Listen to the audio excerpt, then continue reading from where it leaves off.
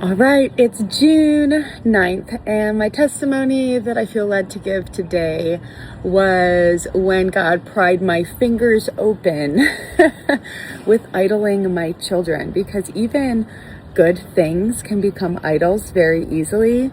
Mom guilt was always really, really hard for me. I love being a mom, and so I'd sometimes I'd want to just soak in every moment and just stare at them. And that is not a good thing. So there was a year that God brought me into a surrender of my children, of teaching me how they were never supposed to be that. They were given to me to raise up leaders for his kingdom, not for me to just look at as my precious Lord of the Rings style, and to just have an open hand with it, that they're his before they were mine, that I'm just the one who's the caretaker for it. And that's kind of how I always have parented. I've always parented as if we're fellow brothers and sisters in Christ. So I try to have a lot of deep conversations, Socratic discussion, asking a lot of questions to probe their mind and thinking, to get them to understand the biblical values and truths and morals, rather than just saying no or yes to things, kind of teaching them and coming alongside them.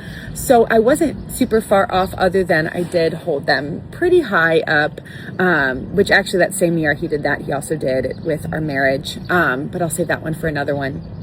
But I will say that after I went through that, we had a big scare with our what number is Katiana? Number 9, when she was 3 months old. So God kind of put me into this heart space. And then when she was 3 months old, she got whooping cough.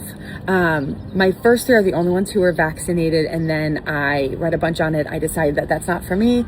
I felt convicted about it, and deciding that I'm just going to allow God to be the ultimate healer, to each their own.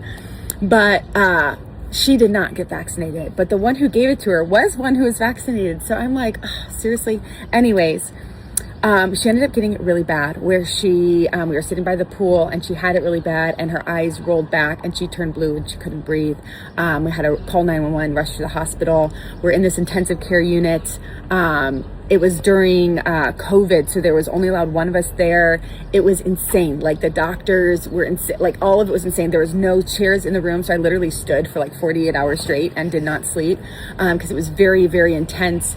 They prepared me for losing my daughter, for her death, and I had total peace through all of it, because I had this assurance and this commitment I already made that my kids were his, not mine. They were not my own. So I don't get to say the number of their days. So if that means their number's 3 months, I got to be the one who loved them and kissed their face for 3 months. That's what he had written. And it was his life that he brought, and he entrusted me with it. And I had this peace that made this one, it was the infectious disease doctor of all of Cleveland Clinic. He was the head of all of it. And he was this older man and was so angry with me about it. He was angry about the vaccines, 1. And then 2, that I had so much peace. I'm listen, I hear you, but I believe in Jesus Christ, and he will either choose to heal her, or I'm promised eternity with her, where I will never be separated from her again.